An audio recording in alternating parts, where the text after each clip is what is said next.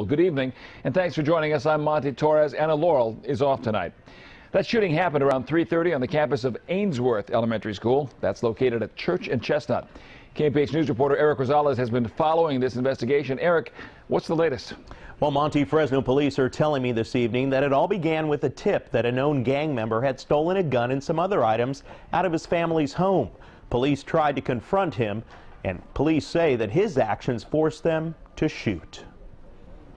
Police and paramedics did all they could to revive 29-year-old Jaime Reyes, who was shot by a Fresno police officer on the playground of Aynesworth Elementary School. Police Chief Jerry Dyer says officers had been looking for Reyes, a known gang member on parole. After they got a tip, he stole a gun and a bulletproof vest from his family's home Tuesday night. Dyer says Reyes was trying to sell the gun on the street when officers found him on the back side of the school. It was at that time that he jumped over the fence onto the school ground, and the officers once again saw him reach into his waistband, noticed that there was a object there which they believed to be a handgun. An officer shot 4 times. Reyes was rushed to the hospital but later died. Police say the gun was found in his waistband, wrapped in plastic. He doesn't have no family. We're his family. Friends of Reyes say the 29-year-old is homeless, but admits he's a gang member and has been in and out of prison. But his own sister got a restraining order on him, so he's living on the streets. He has nowhere to go. Police say they never would have fired if Reyes hadn't jumped the fence into the school full of kids and reached for a gun. The officer believed that once the individual jumped the fence, got onto a school campus where students were present, and the fact that he was armed with a handgun, that he was violent and posed a serious risk not only to the officers, but especially to the students. And police say that the gun Reyes had wrapped in plastic was the same gun stolen from his parents' home. It was not loaded at the time of the shooting, and the bulletproof vest, well, it still hasn't been found. Monty? Eric, you say police fired about 4 times. Did they track where those other rounds went? Yes, they did track where the rounds went. They don't know how many actually hit Reyes, but they did say that none of them were in the trajectory of the school, so no children were in any danger. Also, you say he had a pretty extensive criminal background. What kind of crime had he been involved in, police? He had been in crime, everything from property crimes to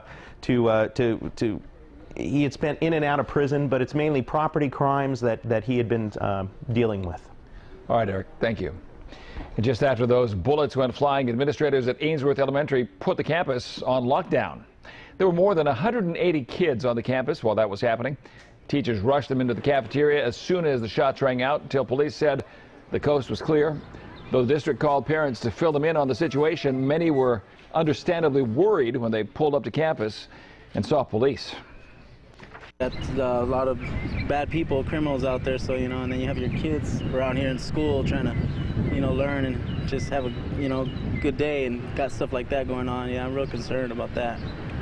And KMPH News has learned a specialist will be on campus tomorrow for any students who want to talk. However, police say it's doubtful any of the kids actually saw what happened. Today's shooting is the 5th shooting by a law enforcement officer in Fresno so far this year. That compares to 3 police-involved shootings by about this same time last year and 2 in 2010. And today's shooting is just the latest in what's been a rash of shootings in Fresno in the last few days. Monday, 2 men trying to get away in a stolen car shot at a sheriff's deputy following them through central Fresno. Another man was shot in a drive-by shooting near McKinley and Sierra Vista, and yet another man was found dead in a house after being shot near Nevada and DeWitt. Tuesday, 4 people were shot in an exchange of gunfire in an apartment complex near Hughes and Shields. 2 died. A man was also shot near Valeria and Grant. That's after an argument with a couple. And another man took a bullet to his shoulder after being shot near Fresno and Dakota. Including today's police shooting, all in all, a total of 7 shootings in just 3 days. Well, are more criminals hitting the streets, or are they becoming more bold and more violent? And are police becoming more nervous about their own safety and that of the public? We asked that question on our KMPH Facebook page, and there were some interesting answers. Heather Booth Miller says it seems like the last month there's been a shooting almost every day. It's getting scary, honestly. Makes me want to move away from this town. It worries me trying to bring up a family. It's only going to get worse. Meanwhile, Eric Behar said budget cuts equals criminal opportunity. So yeah, I understand why officers would be nervous. I would be too.